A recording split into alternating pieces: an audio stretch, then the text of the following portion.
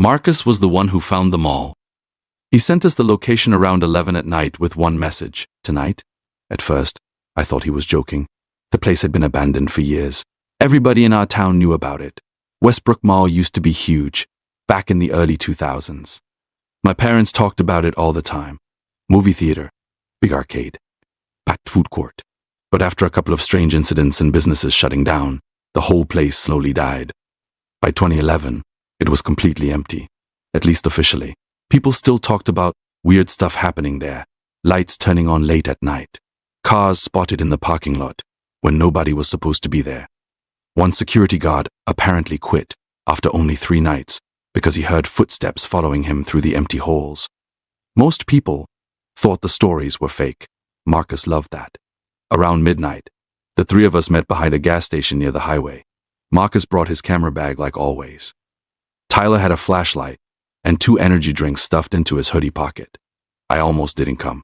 I had this weird feeling all evening that something bad was going to happen. Not dramatic, just wrong. You Sari? Howsly nervous? Tyler asked after seeing my face. It's an abandoned building at 1 in the morning, I said. Yeah, little bit. Marcus laughed while unlocking his car. Relax. We go in, film some creepy stuff, maybe hear a noise or 2, then leave. Easy views. The drive there took about 20 minutes. The closer we got, the quieter everything became. Even the roads looked dead. No other cars. No streetlights. Just long stretches of darkness and trees moving in the wind. Then we saw it. The mall sat at the edge of town like a giant black shadow. Massive. Empty parking lots stretched out in every direction. Cracked and covered with weeds growing through the pavement. The old mall sign was still standing near the road, but half the letters were missing. Only Westbrook K remained lit by the moonlight. Marcus parked near the back loading area. You guys hear that? Tyler asked quietly. Hear what? Exactly. He was right. The silence out there didn't feel normal. No traffic. No insects. Nothing. It felt like the entire area was holding its breath. We climbed out of the car, and the cold hit immediately. The wind pushed trash across the parking lot, while Marcus aimed his camera towards the building. All right, he whispered dramatically into the lens. We're about to enter one of the most abandoned places in the state. Shut up! I muttered. You sound like every ghost hunter online. He grinned. That's the point. The side entrance was exactly where Marcus said it would be. Behind the old food delivery section, hidden near a rusted dumpster, someone had already broken part of the metal door, open just enough to squeeze through. That bothered me instantly, because it meant somebody else had been there recently. Marcus shoved the flashlight into the gap first. Looks clear. Tyler went in after him. I hesitated. Something about the darkness inside felt heavy, like stepping underwater. You coming or what? Marcus whispered. I forced myself through the opening. The smell hit first. Not rot, not mold. Something stale. Warm, like old carpet trapped inside a sealed room for years. Our flashlight beams swept across the hallway ahead. Broken tiles covered the floor. Dusty benches lined the walls. Old advertisements still hung crooked above empty stores. Everything looked frozen in time. Tyler whistled softly. This place is huge. His voice echoed forever. Marcus immediately diligently started filming everything.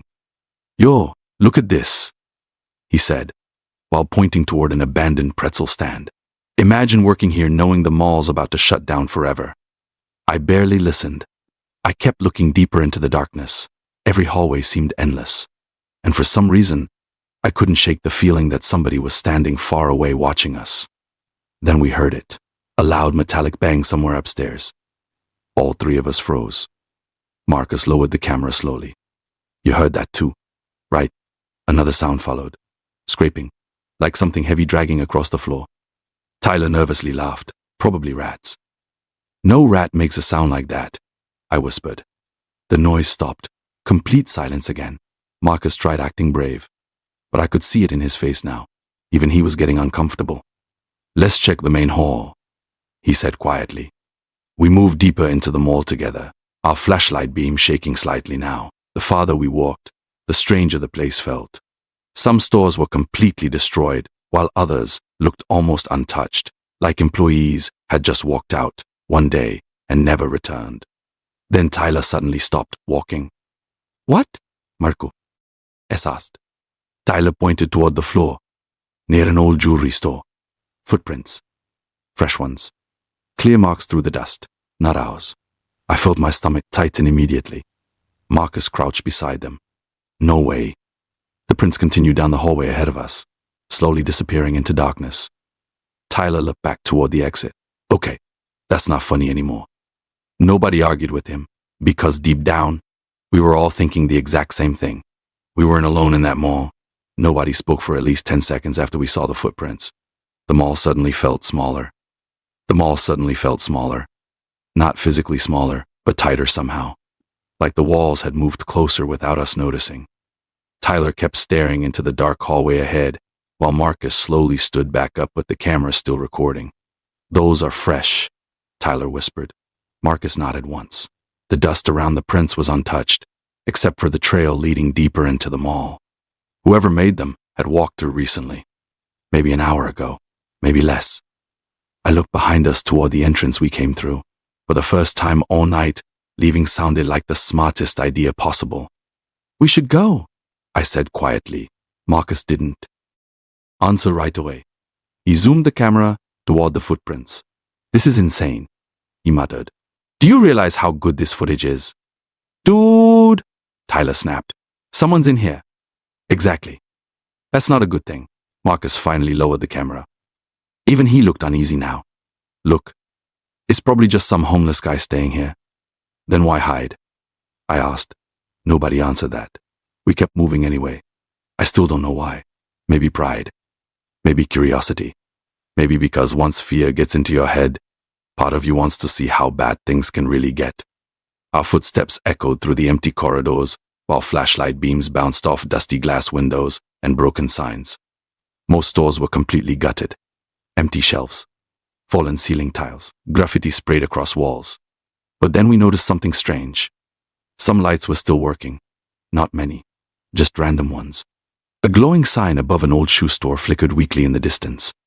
A vending machine near the food court still hummed softly, like it had power. Every few seconds, another faint buzz echoed somewhere deeper inside the building. Tyler frowned. "How does this place still have electricity?" "It shouldn't," I said immediately. "The city shut the building down years ago." Everyone knew that. Marcus aimed his flashlight upward toward the ceiling. "Maybe backup generators or something." "After 15 years, he didn't answer. The deeper we walked, the warmer the air became. That bothered me more than anything else. Abandoned buildings are supposed to feel cold, dead, but this place felt lived in somehow. Like the building itself was awake around us. Then we heard music, soft at first, almost impossible to notice. Marcus froze mid-step. "Wait." The three of us stood completely still. There it was again. A faint melody drifting through the hallway ahead. Old music, like something from the 1980s. Distorted and slow. Tyler's face went pale. "Nope." Marcus whispered. "Where's that coming from?" The song echoed through the mall speakers overhead, cutting in and out through static. It sounded ancient, warped, like the tape had been replayed too many times. I suddenly remembered my mom telling me how the mall used to play music constantly during business hours. Now hearing it again in the middle of the night felt horribly wrong. Marcus slowly smiled nervously. "Okay, this is actually creepy. TH. And the music stopped. Instantly. No fade out, just silence. And somehow, that silence felt worse. We reached the old food court. A few minutes later, tables were scattered everywhere, covered in dust and trash. Chairs were flipped upside down like the place had been abandoned in a hurry. But one thing immediately stood out. A light was on. Near the back corner beside an old Chinese restaurant, a small overhead lamp glowed dimly above a table. Tyler whispered, "Tell me you see that." I nodded slowly. Marcus moved closer with the camera raised. That's when we noticed the cup. A paper coffee cup sitting directly under the light, fresh steam rising from the top. Nobody moved. Every instinct in my body screamed at me to run. The coffee looked recently poured. Beside it sat an open bag of crackers and a folded newspaper. That definitely wasn't 15 years old.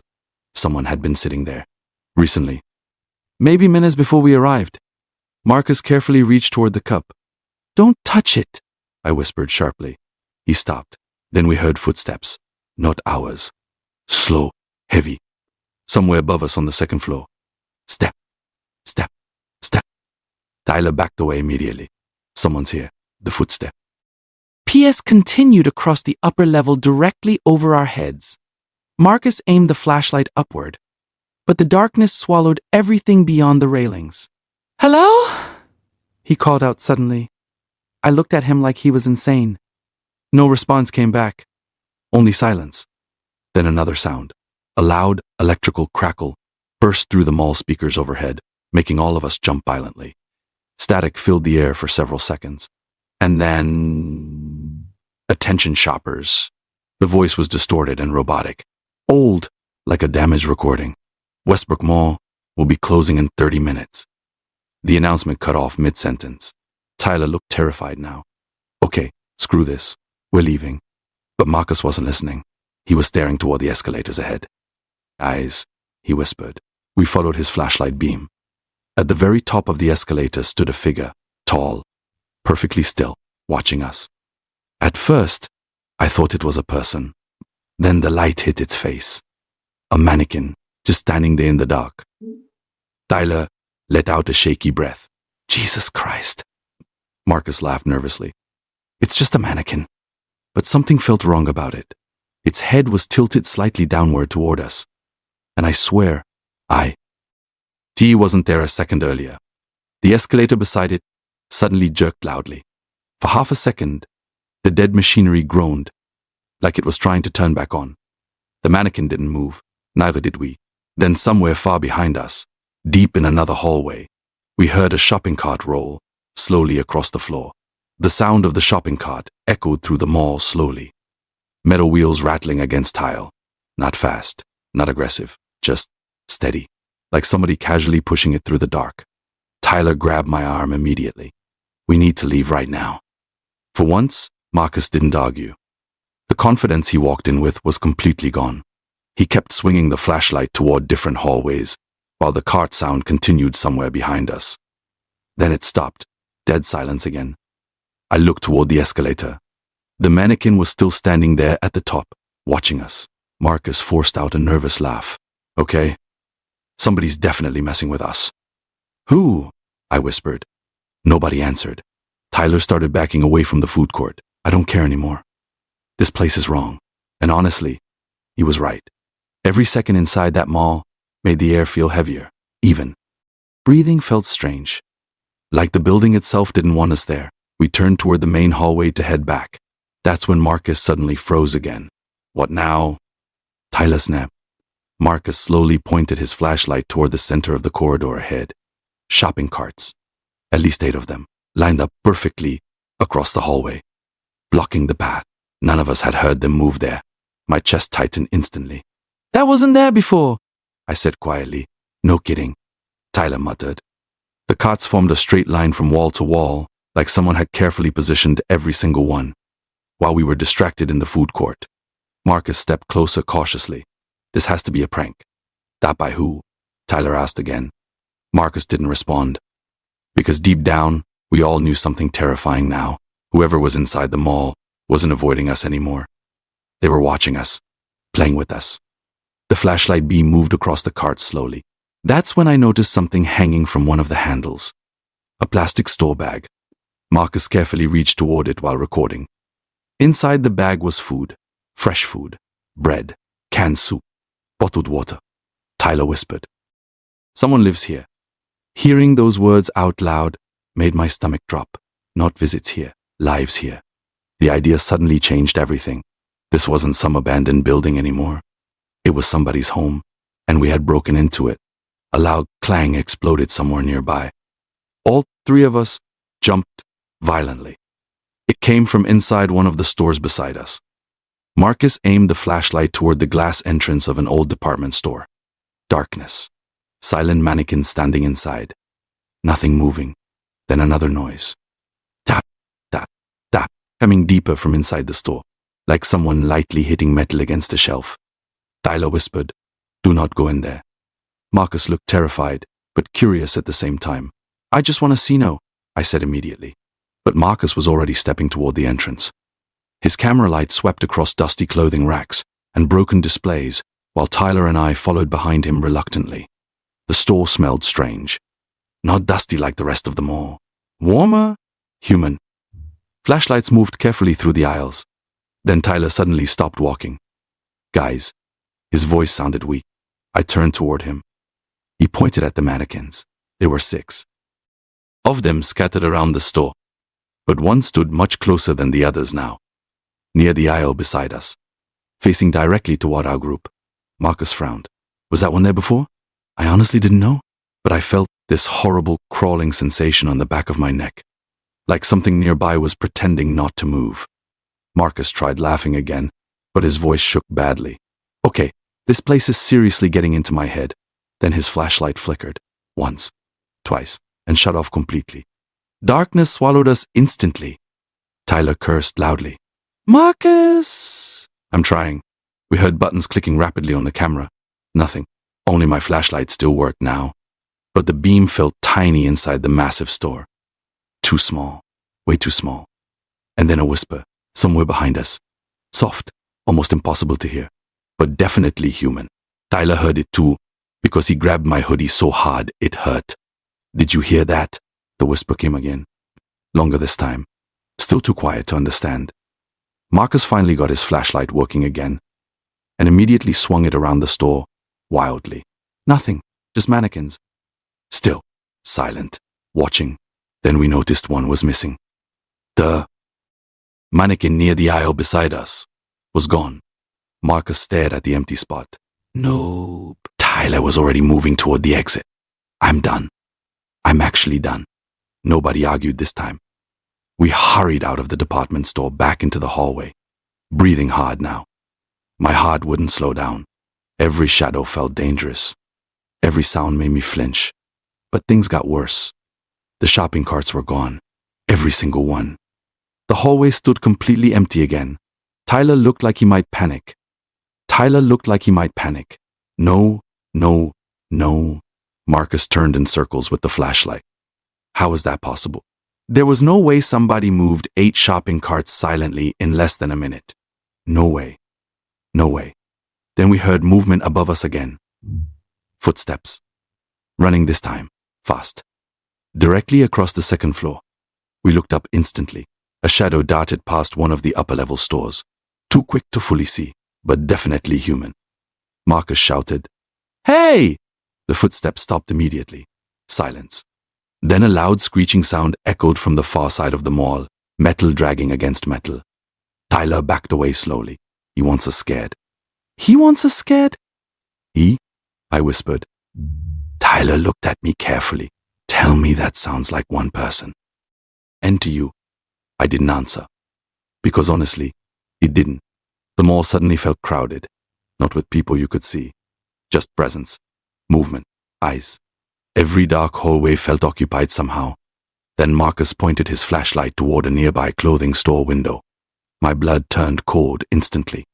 Written across the dusty glass were 3 words. "You should leave." The letters looked fresh, like someone had written them with their finger minutes earlier.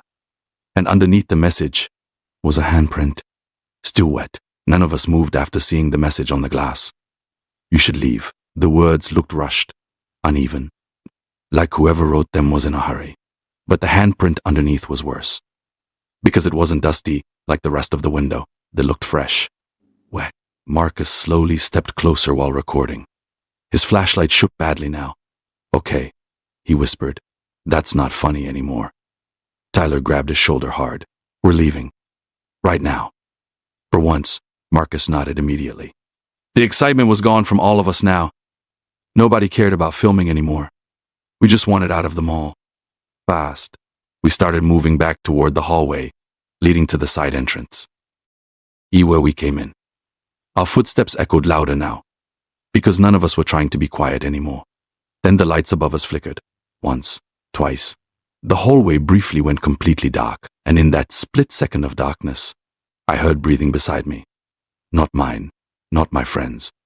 Slow breathing. Close. The lights came back immediately, and I spun around so fast, my flashlight beam blurred across the walls. Nothing there. But my heart started pounding so hard it hurt. You okay? Marcus asked quietly. I lied instantly. Yeah. But I wasn't. Something was getting closer to us. I could feel it. We reached the center atrium of the mall a minute later, and Tyler suddenly stopped walking again. Oh my God. I looked up. The mannequin from the escalator. It was downstairs now, standing directly in the middle of the atrium floor, facing us. None of us said a word. Marcus whispered, "That's impossible." The escalator beside it was still dead. There was no way it could have moved by itself. But there it stood, closer than before. Tyler looked genuinely terrified now. Someone's moving these things. Then Marcus slowly aimed his flashlight toward the second, the floor balcony above us, and froze. There's another one. I followed the beam upward. A second mannequin stood near the railing upstairs. Except this one looked different. Its head was turned slightly sideways, like it was listening. I suddenly realized something that made my stomach tighten. The mannequins weren't random anymore. They were placed where they could watch us. Every single one faced directly toward our group. Marcus tried forcing another nervous laugh. Okay, somebody's definitely screwing with us. But his voice cracked halfway through. Because deep down, we all felt it now. The mannequins weren't the scary part. The person moving them was. A loud thud echoed nearby. All three of us jumped. It came from inside a nearby toy store. Marcus immediately swung the flashlight toward the entrance. The security gate was halfway open, bent slightly upward. Darkness filled the inside. Then something rolled slowly out from under the gate. A red rubber ball. It stopped perfectly in front of us. Nobody moved. Tyler whispered, "Nope."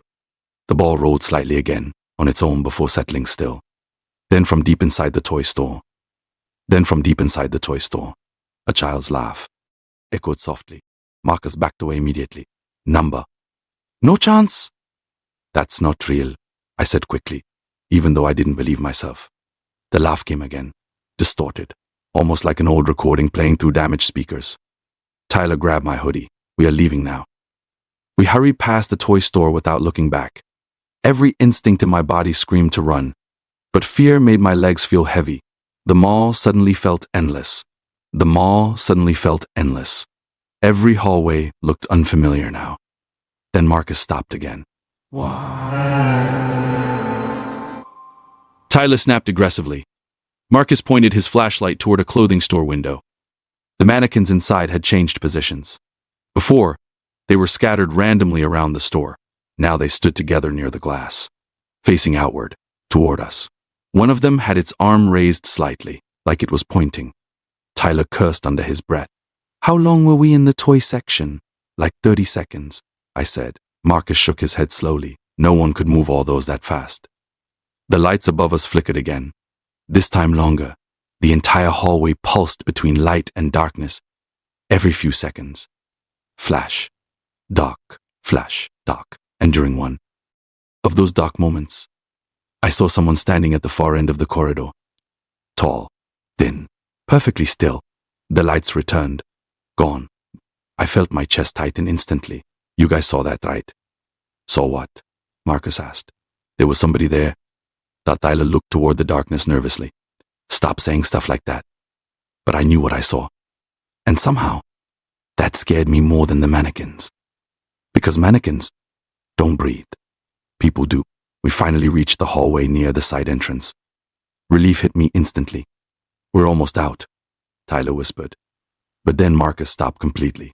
The broken side door we entered through was shut, not just shut, locked. Tyler rushed toward it immediately, pulling hard on the handle. No, the metal door didn't move. Marcus looked stunned. It was open. I know it was open. Tyler slammed his shoulder against it violently. Nothing. That's when we heard footsteps behind us again. Slow, dragging slightly against the floor. Coming from deeper in the hallway, Marcus raised the flashlight with shaking hands. The footsteps stopped. Silence. Then one of the nearby store lights turned on by itself. A bright white glow flooded through the glass windows of an old clothing store. We all stared toward it.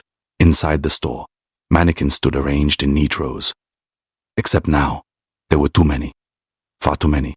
The store should have had maybe 10 or 12 mannequins. Now, there looked like dozens. Standing shoulder to shoulder, facing the glass. Facing us. And right in the center of them was one figure that didn't look fake. It stood perfectly still between the mannequins. Head lowered, arms hanging at its sides. Human. Marcus whispered, "Don't." The figure slowly lifted its head toward us. Even from that distance, I could tell something about its face looked wrong. Not injured, not bloody, just empty. Like somebody who forgot how to be human a long time ago. Then the store lights shut off instantly. Darkness swallowed everything again. And a second later, something knocked loudly on the glass from inside the store. The sound of the knock echoed through the hallway like a gunshot. All three of us jumped back instantly.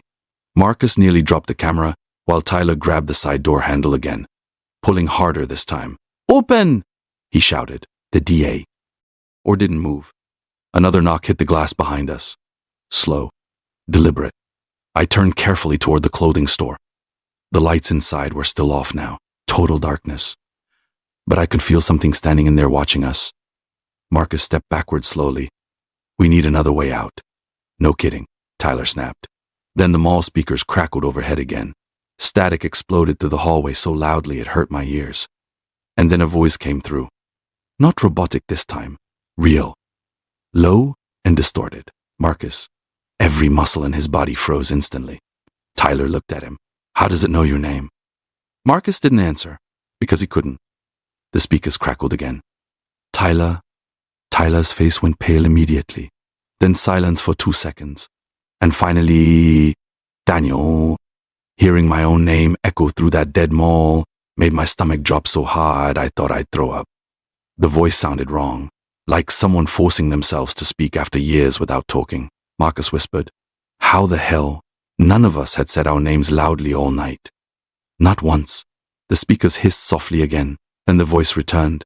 "I see you, Tyler." Completely panicked after that. He slammed his shoe. LDR into the side door repeatedly, while yelling curses under his breath. The metal rattled violently, but stayed locked. Marcus kept turning the flashlight toward every corner of the hallway. He's watching us somehow. The second he said that, I noticed it. A small blinking red light above one of the stores. A security camera. Still active. I slowly looked farther down the hall. Another one. Then another. Every camera pointed directly toward us. "Oh my God," I whispered. Marcus followed my eyes upward. No way. The cameras were old. Huge black security models from the early 2000s. Most should have stopped working years ago, but tiny red lights blinked steadily beneath each one, watching, recording, tracking us. Tyler backed away from the door slowly now. Someone's controlling this place. A loud buzzing noise suddenly echoed nearby. One of the escalators groaned to life. One of the escalators groaned to life. We all turned instantly. The dead escalator in the center atrium jerked downward, slowly, with horrible metallic screeching sounds. Dust shook loose from the rails, while the machinery struggled to move after years of sitting dead. And standing at the top was the mannequin again, only this time it wasn't alone. 2 more mannequins stood beside it now. Marcus whispered, "Nope." The escalator carried them downward slowly toward us. None of them moved, but something about the way they stood there felt horribly wrong, like people pretending to be mannequins. Tyler backed away immediately. "We're not staying here." He turned and ran down the hallway. Marcus and I followed instantly. Our footsteps echoed wildly through the mall, while the speakers overhead burst with static again. Then the voice laughed, quiet, breathy, like it hadn't laughed in years. "Don't run," Tyler shouted back without stopping. "Stay away from us," the voice answered immediately through another speaker farther ahead. "Too late." That's when the lights started turning on, one by one. Store after store lighting up around us as we ran. An old jewelry store glowed brightly beside us, then a shoe store, then an arcade farther down the corridor. The entire dead mall slowly woke up around us. Machines hummed, broken signs flickered. Music started playing faintly somewhere nearby again. It felt like the building itself was coming alive. Marcus looked terrified now. He's controlling everything. We turned another corner, and nearly Saint. Opt gold. A row of mannequins stood directly across the hallway, at least 20 this time, positioned shoulder to shoulder like a wall. Tyler cursed loudly. "What is this?" Their blank faces reflected our flashlight beams while the old mall music echoed softly around us. Then one mannequin tipped sideways suddenly, falling hard onto the tile floor. The crash made all of us jump, but none of us touched it. Marcus stared at it, breathing hard. Did that just move? Before anyone answered, another mannequin fell, then another, like something unseen was pushing through them from behind. Tyler grabbed my arm. Run. We sprinted through a nearby hallway away from the mannequins. My lungs burned immediately. Every sound behind us felt closer now. Then we heard footsteps. Fast footsteps. Actually chasing us this time. Not mannequins. Not imagination. A real person running somewhere behind us. Marcus swung the flashlight backward while moving. For half a second, the beam caught somebody turning the corner. Tall! Wearing dark clothing. Face hidden, then gone instantly. Tyler shouted, "He's following us." We rushed into an old electronics store and slammed the metal gate down halfway behind. Diaz. Marcus used a broken shelf to block it, while we all struggled to breathe.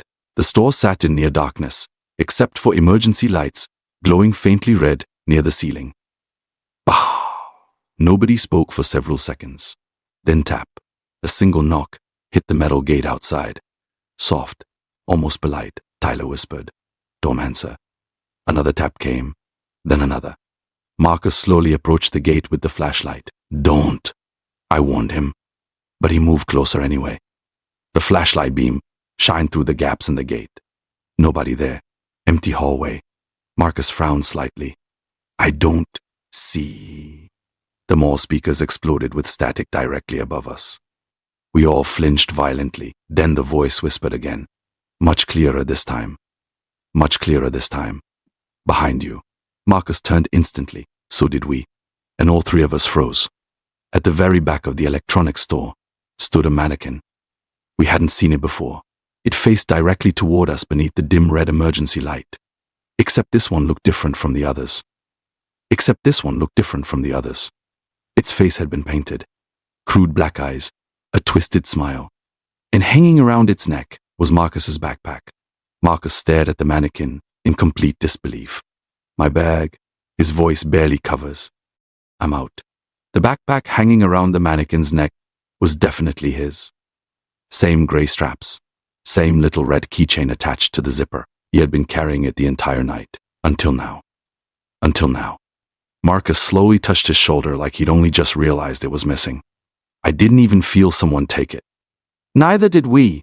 That was the part that terrified me most. Whoever was inside the mall had gotten close enough to remove a backpack from Marcus without any of us noticing. And somehow, that felt impossible. Tyler stepped backward slowly. He's been near us the whole time.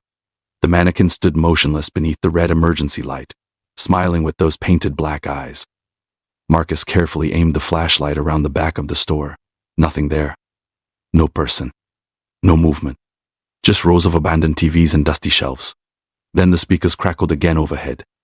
"You came too far." The voice sounded calmer now, almost disappointed. Marcus suddenly snapped. "Who are you?"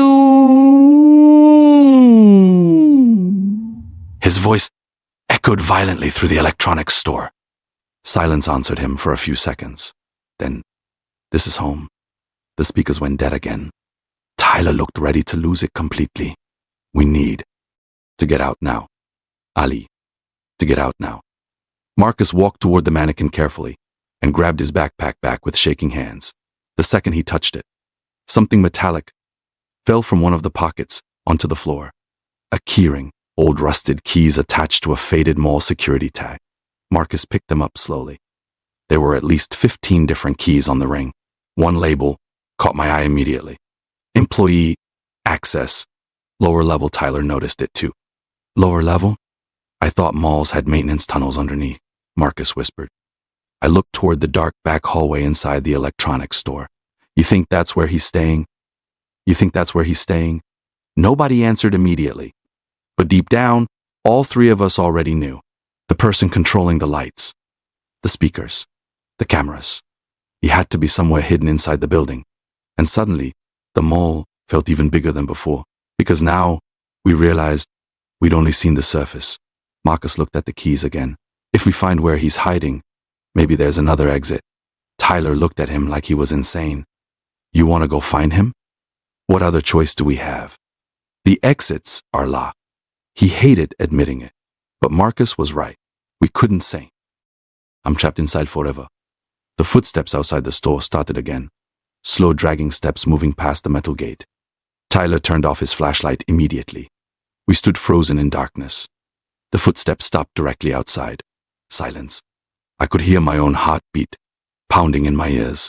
Then, something lightly touched the metal gate, a soft scratching sound, like fingernails sliding across steel. Tyler whispered. Oh my God. The scratching continued for several seconds, before finally moving away down the hallway. None of us breathed until the sound disappeared completely. Marcus looked toward the back employee door inside the electronics store. We go through there. The hallway behind the store led into employee-only sections of the mall. Narrow service corridors replaced the open shopping areas. The walls were unfinished concrete now, lined with old pipes and flickering maintenance lights. The deeper we went, the quieter the mall became. No music, no announcements. Just distant humming somewhere underground. Marcus held the keyring tightly while trying different doors as we moved. Most didn't open. Some led into tiny storage rooms filled with rotten boxes and broken shelving. Ease. But then we found the elevator. An old service elevator hidden behind double metal doors. Surprisingly, it still had power. A dim yellow light glowed above the buttons. Tyler whispered, No chance I'm getting inside that thing. Marcus pressed the lower level button anyway. Nothing happened at first. Then somewhere below us, machinery groaned to life. The elevator slowly began rising. The sound alone made my skin crawl. Old cables screeching, metal grinding. Like the elevator had not moved in years. The doors finally opened with a loud ding. Inside smelled horrible. Not rotten, just stale and trapped. Marcus stepped in first. Tyler looked at me nervously. This is a terrible idea. I know, but we stepped inside anyway. The doors closed slowly behind us. Then the elevator descended. The ride felt endless. The lights inside flickered constantly, while the metal walls creaked around us. Every few seconds, it sounded like the elevator might snap and drop. Then suddenly the lights shut off completely. Darkness swallowed us. Tyler cursed loudly. Marcus slammed the buttons repeatedly. Come on. Then we heard breathing. Not from inside the elevator, from outside it. Slow breathing S. Somewhere in the darkness beyond the walls. The elevator stopped moving. Complete silence followed. Nobody spoke. Then the lights flickered back on. The elevator doors slid open halfway and revealed a hallway underground. Warm yellow light spilled across concrete floors. For a second, my brain couldn't process what I was seeing, because it lived in. Extension cords ran along the walls. Small lamps glowed in different corners. There were stacks of canned food, bottled water, old blankets folded neatly beside a couch, stolen from one of the mall furniture stores. Tyler whispered, What the hell? We stepped out slowly. The underground area looked like somebody had built an entire apartment beneath the mall. Bookshelves, sleeping bags, battery-powered fans. Even framed pictures hanging on temporary wooden walls. Marcus moved his flashlight across the room carefully. Then the beam landed on the monitors. At least 20 security screens sat on a long desk against the far wall. Every camera in the mall connected there, and every screen showed us current footage, live. One monitor showed us entering through the side door earlier that night. Another showed us standing near the food court. Another captured us staring at the mannequins upstairs. He had been watching us from the beginning. Tyler stepped backward slowly. He saw everything. Marcus noticed something beside the monitors. Notebooks. Hundreds of pages stacked across the desk, covered in handwriting. Dates, times, descriptions. Marcus opened one carefully. His face changed instantly. Why? I whispered, He slowly turned the notebook toward us. Written across one page over and over were the same words. They always come back. Then we heard movement somewhere deeper underground. Ah! A door creaked open softly in the darkness ahead, and a voice finally spoke nearby, not through speakers this time. Real, close. You weren't supposed to find this place. The voice came from somewhere beyond the underground hallway, close enough to hear clearly, but far enough that we couldn't see him. Every muscle in my body locked instantly. Marcus slowly lowered the notebook, while Tyler backed away from the desk of security monitors. The screens continued showing live footage from around the mall, above us, empty hallways, flickering lights, motionless mannequins standing beneath dead store signs. It felt like the entire building was watching us breathe. The voice spoke again. You should have left when I warned you. Tyler finally snapped. We are trying to leave. Silence followed, then slow footsteps echoed from deeper underground. Dragging slightly, the exact same footsteps we'd been hearing all night. Marcus aimed the flashlight toward the dark hallway ahead, but the beam barely reached beyond the doorway. Who are you? He asked carefully. The footsteps stopped. For a second, I thought maybe he wouldn't answer. Then the voice came back, quieter this time. I worked here. Something about the way he said it sent chills through me. Not angry, not threatening, lonely. Marcus swallowed hard. You live down here? Another pause. Then they closed the mall. Everybody disappeared. But I stayed. Tyler whispered under his breath. Oh my God! The flashlight trembled slightly in Marcus's hand while the underground room hummed around us. Old generators buzzed softly somewhere nearby, powering the lights and cameras. Marcus tried speaking calmly. Listen, we don't want trouble. We'll leave. That you can't. The answer came instantly, sharp this time. Tyler looked toward the elevator behind us. Why not? No right. Response. Then suddenly, every security monitor on the desk changed at once. Static filled all 20 screens. A loud crackling noise exploded through the underground room. And then, one by one, the screens switched back on. Only now they showed us. Not live footage. Old footage. Different groups of people wandering through the mall at night. Teenagers. Urban explorers. Security guards. All recorded from hidden cameras. Marcus stared at the screens in disbelief. How many people came here? The voice answered softly from the darkness. People are curious. The footage continued playing silently across the monitors. Groups entering the mall, walking the halls, looking nervous, then eventually running. Every single recording ended the same way. Static. Black screen. Tyler looked sick now. What happened to them? No answer came. Then, from somewhere deeper underground, we heard music again. That same distorted mall music from earlier. Soft and warped, the voice started humming along with it quietly. Marcus whispered, We need to go now. Nobody argued. We backed away slowly toward the elevator, while keeping our eyes on the dark hallway ahead. Then the lights overhead flickered violently. Once, twice, and shut off completely. Darkness swallowed everything. Tyler cursed loudly while fumbling for his flashlight. But before any of us could move, something sprinted down the hallway toward us. Fast. The sound of shoes slamming against concrete exploded through the darkness. Marcus shouted, Run! Marcus shouted, Run! Our flashlights finally snapped back on just as a figure rushed past the far doorway ahead. Tall, thin, moving unnaturally fast. I only saw him for half a second, but his face looked pale and hollow beneath long dark hair. Tyler slammed the elevator button repeatedly. Come on! The footsteps circled us now. Somewhere in the darkness beyond the underground room. Not walking anymore. Running. Fast bursts of movement followed by complete silence. Like he knew exactly how to stay out of sight. The elevator doors finally opened. We rushed inside instantly. Marcus hit the close button over and over while shining the flashlight outward. For one horrifying second, the beam landed directly on him, standing at the end of the hallway, watching us. He looked older than I expected, maybe late 50s, thin, pale skin, dark sunken eyes. But the worst part was his expression. He looked terrific. Fight too. Not angry. Not violent. Afraid, like we were the dangerous ones. The elevator doors shut before I could process it. Then the elevator shot upward violently. Tyler slid down against the wall, breathing hard. What the hell is wrong with that guy? What the hell is wrong with that guy? Nobody answered, because honestly, I didn't think he was completely insane anymore. The notebooks, the cameras, the mannequins, it felt less like a trap now and more like someone desperately trying to control the only world he had left. Then Marcus noticed something. The elevator had stopped moving. We looked up immediately. The floor indicator still showed B1. We're not moving, Marcus whispered. The lights flickered again.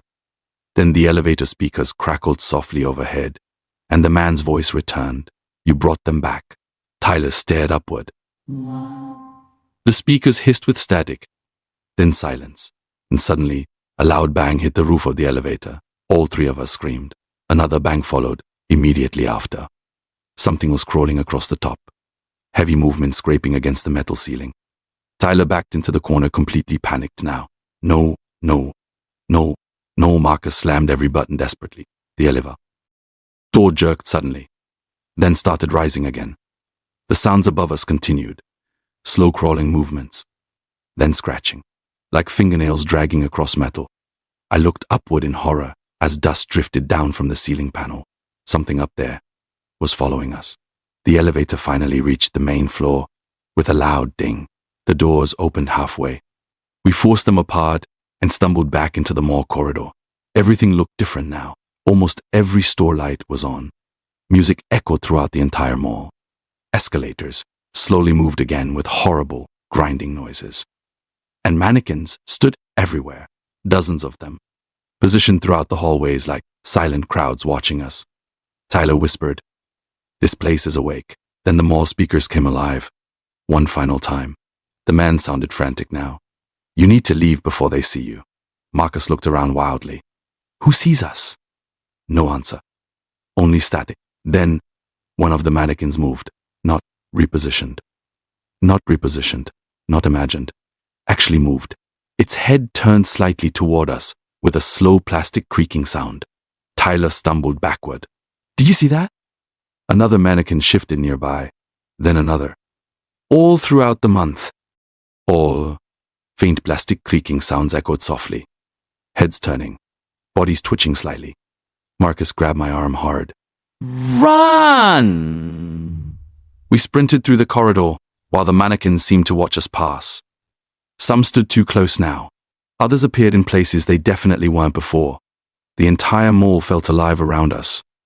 Then somewhere behind us, the man screamed through the speakers. "They're awake," and every light in the mall shut off at once.